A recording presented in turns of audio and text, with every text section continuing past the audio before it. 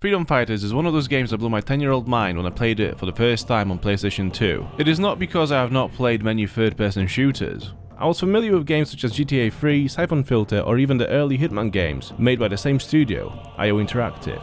It was a tactical mission planning and troop management that I have not yet seen at that point. And even though I have not played all of the Agent 47 games, I knew very well that these games emphasized the stealthy elements over the action-based shootouts. The game covers did an excellent job in presenting this to the player. Look at the covers of games such as Codename 47. The agent is seen hiding in the shadows with a sniper rifle. In Blood Money, he is preparing a string to silently strangle his target. In Freedom Fighters, the player no longer must stick to the shadows and work alone. Here, you are a plumber called Chris Stone, the main guy in a full-on assault on the Russian army, who have breached the American soil. This game was originally released in September 2003 on PlayStation 2, Xbox, GameCube and PC, and the game was received with positive reviews. The reviewers have noted the game's outstanding gameplay and sound design. The gamers were also impressed by the squad AI, which was quite good at the time, and the music itself had a lot of Soviet influences in it, which made the overall theme of the game much more pronounced.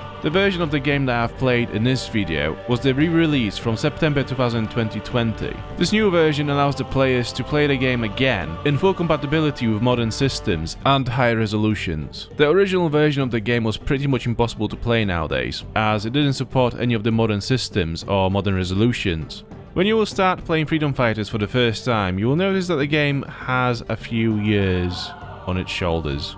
Mind you, back in the day when PlayStation 2 was the new kid on the block, Freedom Fighters was actually a pretty good looking game at the time. Admittedly nowadays, it looks a bit more like a Fortnite clone with its sort of cartoony design and low quality textures. The one thing that's still very clear to see is that back in the day EIDOS Interactive used to have a philosophy regarding graphical design in the games. If you will take a closer look at Chris's face, you can clearly see that there is some similarity to Agent 47 from the early games, as if the two could be distant cousins. I was never a fan of these face models, because they look more like caricatures rather than a realistic portrayal of what a human actually looks like. There are a lot of blue, brown and black colours in this game. This palette makes sense if you'll consider that the setting is meant to present a Russian army invading America. And with the way the Western countries see a country like Russia being, so dark and oppressed, it makes sense that these colours would represent the setting. The level design also reminds me of the early Agent 47 games, where most action takes place on the streets of New York and the streets are surrounded by blocks of flats with static windows. Where these maps were detrimental to Hitman games, they're actually pretty serviceable in Freedom Fighters, as they no longer serve a purpose of being a playground but just a corridor for big firefights, and so the maps themselves become more dynamic, even though there isn't actually that much to them. The sound design is probably the only aspect, other than the gameplay, that aged pretty well. The music was produced by Jesper Kyd, who is the man, the myth and the legend behind a lot of the amazing soundtracks in video games, including some of the newer titles such as Assassin's Creed Valhalla. He is very good at localizing foreign influences into local cinematic soundtracks. The music in Freedom Fighters has a lot of Soviet influences in it, as well as Western hooks, which does an outstanding job of presenting the duality between America and Russia in the sounds of the game. In general, it's so easy to lose the track of how many scenes are just empowered by his soundtrack, where every firefight is just so much grander than it should be. There is this one scene in the game where the main protagonist is talking to other freedom fighters from the rooftop of a building, encouraging them to fight for the freedoms. Behind the scene there is this one track that's being played in the background, and in this moment everything that's good about the game just comes together into one piece and is just such a grand moment. It is a shame though that there are so few of these moments where the game meets the standard of the soundtrack. But this is a criticism of the cinematic side of the game and not the gameplay, as the latter was clearly the main focus during the development. At the time of the original release, the game has broken some new grounds in regards to game mechanics, with squad control being the main one. But let's start with the basics. So at the start of the game, Chris Stone isn't exactly what you would consider a sharpshooter. I don't think he's ever actually held a gun before, so his aim is all over the place. And I do believe there is an aspect of RNG in this game where, depending on how far you are into the game, his aim is improving. And obviously the hit chance is being determined by how far you are into the story. This is a very interesting narration mechanism where the game actually tells you the story of Chris becoming a war hero through gameplay. But this is a bit annoying because the player doesn't actually have any power or control over his aim. This kind of a thing works pretty well in games like Fallout 3, where you can tank up your skill points into an ability to, say, shoot small guns better. But in an action game like this, where you shoot people to survive and progress with the story, missing shots and having no control over it whatsoever is a bit frustrating. Additionally, this little mechanic might have an effect on what weapons you might use in the game due to their bullet spread. You might say, oh, I'll use a shotgun because the spread is so fucking wide, I might as well just not bother aiming anymore. However, that is a bad idea because everyone is so fucking far away that there's no chance that the shotgun will actually reach anyone.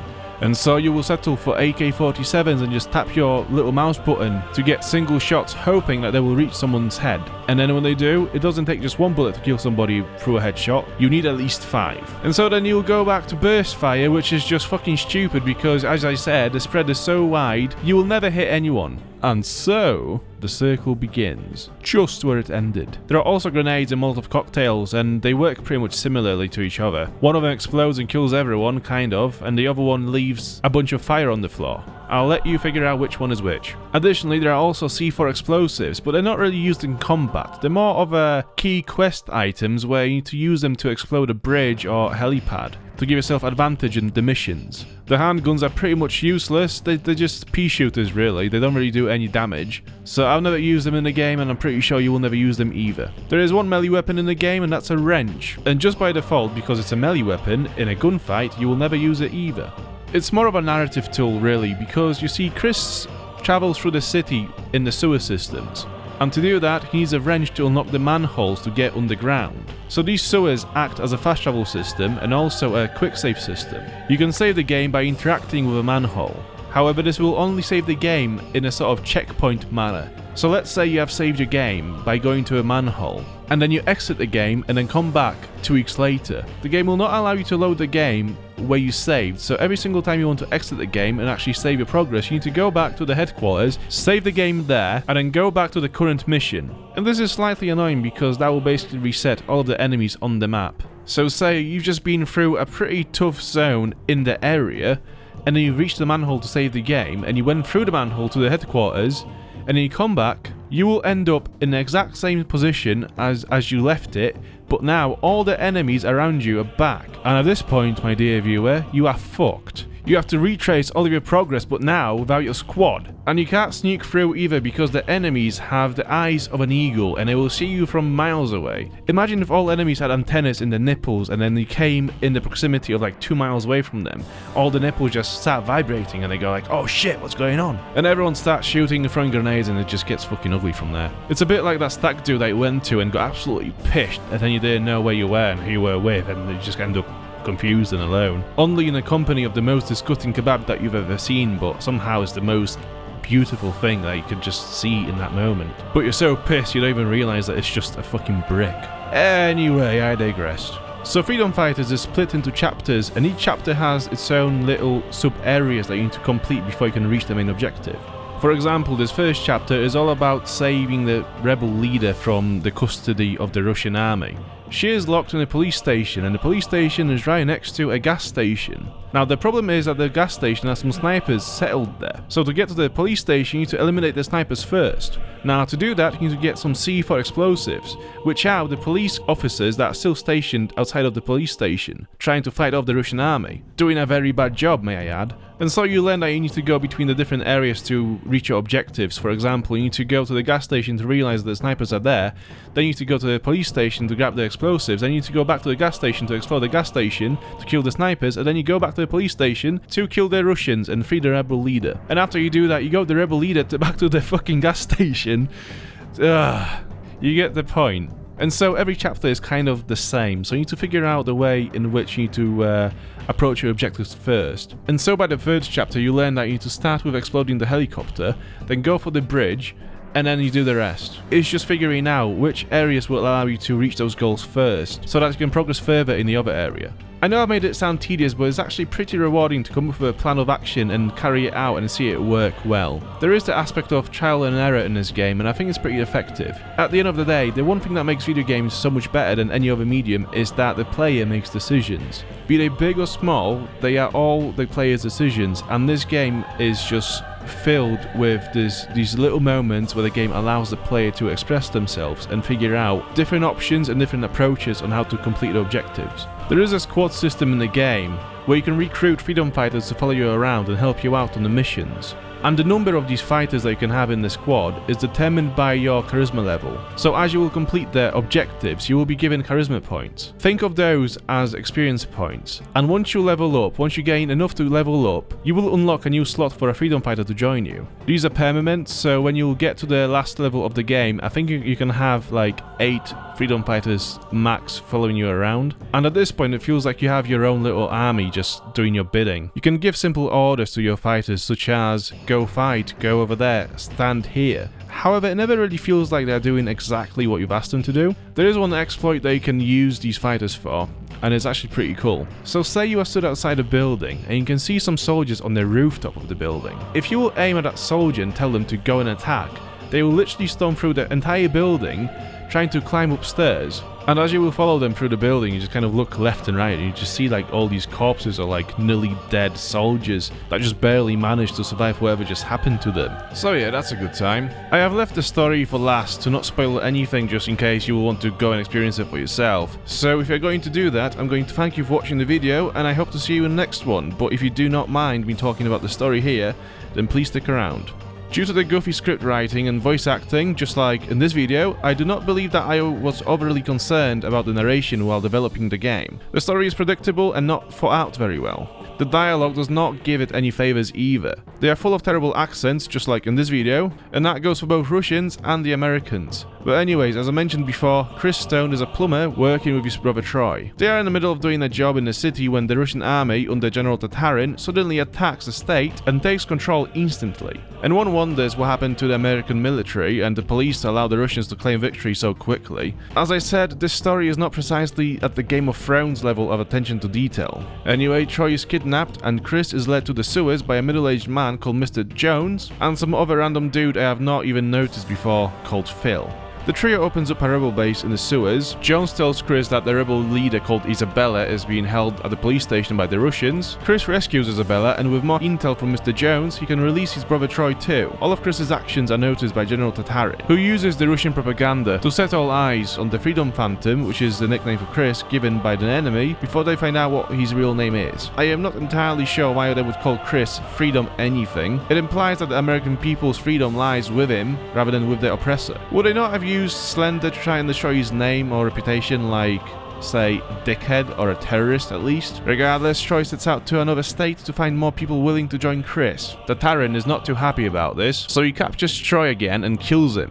Jones and Phil advise Chris to venture out to 4J, where Tatarin is located, and kill the general in retaliation. The Phantom is successful in the assassination. However, after returning to the hideout, he finds that his friends have fled the sewers after the Russians have taken it over. Jones reveals himself to be Colonel Bulba, who is now the new leader of the Russian army. This is the biggest flaw with freedom fighters, story-wise. I do not understand the rationale behind Bulba disguising himself as Jones and joining the rebels in carrying out some significant actions against the Russians. I can understand that he would want Tatarin out of the picture for more control and power. However, why and how did he pick Chris to be the hero? Also, why did he allow him to cause so much damage to his own army first? A more cost-effective way of having Tatarin killed could have been explored, surely. I just do not understand why Chris ended up as a freedom fighter hero with Bulba's help. Perhaps he did plan to have Tatarin killed all along, and he needed a believable scapegoat for the hit. Still, at this point, I think that if this was the case, the game would have made sure to communicate this plot to the player. Chris fights his way through the sewers and finds Phil. Phil tells Chris that Isabella has been retaken hostage and that she is being held in Fort J. This time the rebels will have to launch a full-on assault on the fort if they hope to free her. But before this happens, the Freedom Phantom launches an attack on the mass media building used by Tatarin to broadcast Russian propaganda, and this leads to the before mentioned moment of epicness, where Chris inspires Americans to revolt against the enemy. New Yorkers, fellow Americans, I am Chris Stone, the so-called Freedom Phantom.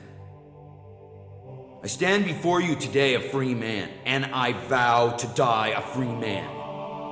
Like you, my world was shattered 8 long months ago. I watched as my family and friends were tortured, captured, and killed. I have nothing left of my former life, except the hope for a better future. A better future for our children. The American dream. I, for one, still believe in that dream. We've read this in our school books as children. Now is the time for us to embrace those ideals and stand up against the weight of tyranny. We have a duty to ourselves to throw off our oppressors. When I look around this city, I do not see smoldering ruins. No, instead, I see a sleeping army, ready to awaken. The world is watching us now. How we respond will prove our claim. I stand before you and the world today to reaffirm the pledge our forefathers made to each other and for each of us, to protect our lives, our fortunes, and our self-worth. So I ask you now to take up arms against the evil invaders and yell in their faces that they will never take our freedom.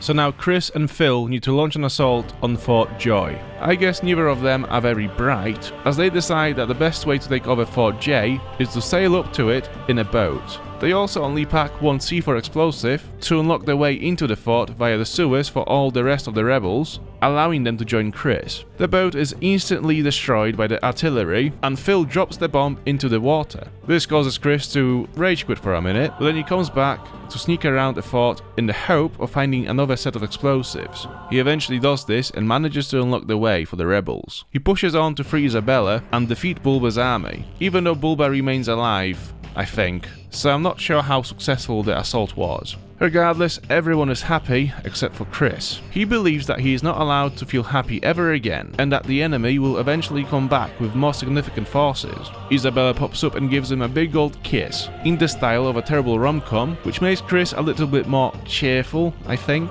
As you can see, there are some moments where the story had the potential for more interesting character and relationship developments. Instead, the narration moves through them at a pace that does not allow much detail to provide a lasting effect. Things just happen, and while it is possible to imagine how Chris would react to them, the game does not use these moments to pass on gravity onto the player. And with a setup like this, many fans expected a follow-up, where Chris would continue the fight against Bulba, but after 17 years, there does not seem to be that much lined up now. This new remaster might be an act of testing the waters for a Freedom Fighters sequel. However, this is such a low-profile re-release that it does not fill me with too much hope. Regardless, playing Freedom Fighters again has been a perfect trip back in time. It reminded me of the years where I would sit in front of a TV with a PlayStation 2 controller in my hands. Back then, I would be completing this game repeatedly to see how the game changes in different difficulty settings. It was a magical thing to revisit the simpler times, where even EA did not have microtransactions yet. Freedom Fighters is not a perfect game, and it did not age very well. It is a good game, but it lacks many details and polish we are used to these days. In any case, this game is a must-have for anyone from the PlayStation 2 generation. It allows us to revisit these moments, and to appreciate how the gaming industry has evolved, and how we have evolved along with it. Thank you very much for watching. This is it for this video. If you liked it, don't forget to leave a like, subscribe for more videos, and I will see you in the next one. Until then, bye bye.